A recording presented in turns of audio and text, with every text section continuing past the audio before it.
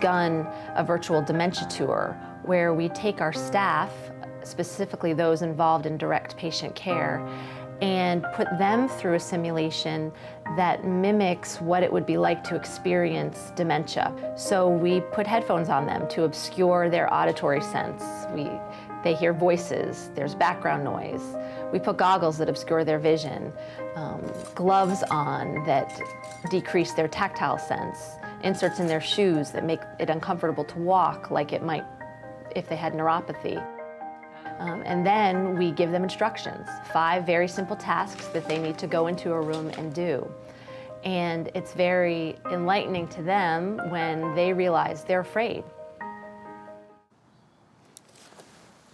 Powerful.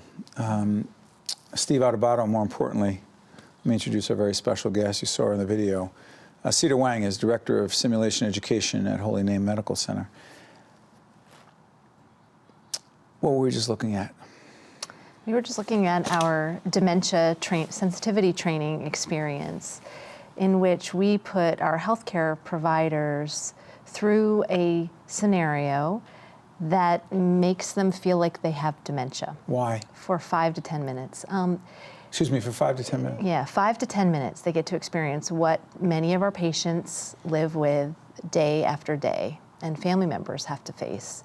So the reason why we do that is because we feel like it gives them a better understanding. It makes them a little bit more patient when that patient asks the same question for the 10th time because they've lost their short-term memory due to dementia.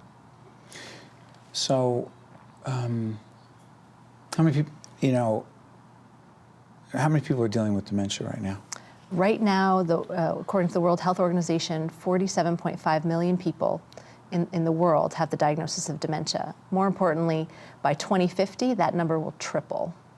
So we're watching what they call a silver tsunami of an aging population, those over the age of 75, 80. That's the largest segment of the population that's growing.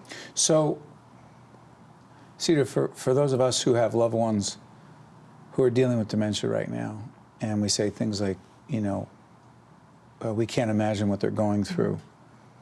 You literally are trying to have healthcare professionals imagine. Not only imagine, but actually experience what they might be feeling. How close is it? People, how do you know? We wouldn't know. We wouldn't know. But the kinds of feelings that our participants describe are very similar to those with dementia when they're able to articulate what they're experiencing. Things like fear, embarrassment because they can't remember the instructions that we just gave them. Well, not being able to remember is something that people with dementia experience every day. They do have an awareness that they can't remember. And so many times they'll try to compensate by doing word puzzles or doing things they do feel competent at. They are aware? They are aware. See, they are aware. I don't want to get too deep into this. People with dementia are aware that they have dementia? Absolutely. Yes, especially in the early stages, they are aware. It's really not until the late stages that they're no longer aware. But most people will, usually people will go to the doctor, some will go to the provider by themselves and say, I'm having memory problems. We hear many people, many older folks complain about memory problems. Right. For some it is just a slow decline, but for others it is a diagnosis of dementia. For medical professionals, how does it help them be better at what they do and help those who are dealing with dementia and those family members helping those with dementia? I think it raises awareness within their own soul that this is an issue that is not just someone's problem and not their problem when it walks through the door, but if we are able to give them just a glimpse of what it feels like and to connect with that emotion, we really believe that it does change their attitude about dealing with patients with dementia. And so when we took our over 400 of our staff through this experience, we did demonstrate that their attitudes about dementia changed. So the emotional reaction you got, describe it. Very emotional, especially for those those members of our staff that have a close family member that's currently dealing with dementia. We had many tears shed in our simulation lab after they experienced it, just not even imagining, feeling for their loved one so much. They just had to experience it for 5 or 10 minutes, but it's something that their loved one lives with constantly. Acting as if it's not real, or acting as if, well, let me try it this way. We have to deal with this. We do. The alternative is what? The alternative to? The alternative of not finding better, more effective, more relevant, more empathetic ways of dealing with dementia and its impact on people is what? Well, it certainly leads to ineffective care for the person with dementia.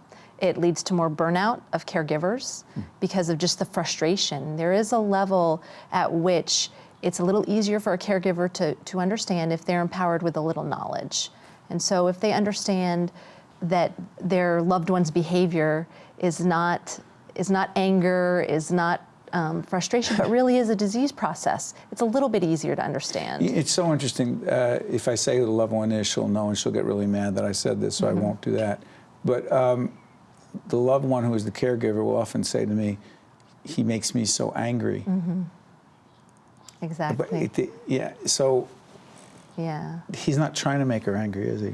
He's not trying to make her angry, absolutely not. It is, dementia is a progressive illness of the brain. Can he help it? He cannot help it. He cannot help it. And that's the challenge. And that's what we hope this training reveals to people, that people's behaviors are due to an illness, or usually due to the illness. I won't say all the time because nobody's perfect, even when they have dementia. But we do have to default to that the behaviors that we're seeing, the anger, the frustration, it is due to the illness. And so what is the caregiver supposed to say? Well, oftentimes the caregiver can't really change what they're saying, but hopefully within themselves, they have a greater peace knowing that it's the illness, it's not something targeted at them personally, but it is just part of the disease process. You love the work you do, don't you? I do. You make a difference every day. I hope so. Yeah, gerontology is definitely a love of mine. Well, the simulation education work is powerful, and it helps people see things in a way that they otherwise just wouldn't, even if they were the best clinicians in a certain area, technically. Right, exactly. I think it speaks to the heart. Yeah, and then real quick, 20 seconds, the other simulation education is in what areas? We do emergency responses to cardiac emergencies, obstetrics. We're expanding out into disability training. We just had a whole conversation on Caucus about that with a whole group of people. Cedar Wang is the Director of Simulation Education at Holy Name Medical Center. I want to thank you for joining us and helping us learn. Thank you. You're welcome.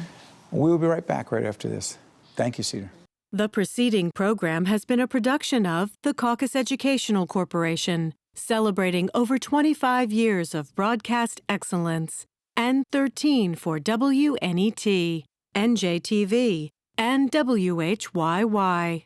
Funding for this edition of Caucus New Jersey has been provided by Bank of America, NJIT, Suez, MD Advantage, ADP, Kessler Foundation, and by the Healthcare Foundation of New Jersey. Promotional support provided by NJ.com, Small News, Big News, True Jersey, and by NJ Biz, All Business, All New Jersey. Transportation provided by Airbrook Limousine, serving the metropolitan New York, New Jersey area. Caucus New Jersey has been produced in partnership with TriStar Studios.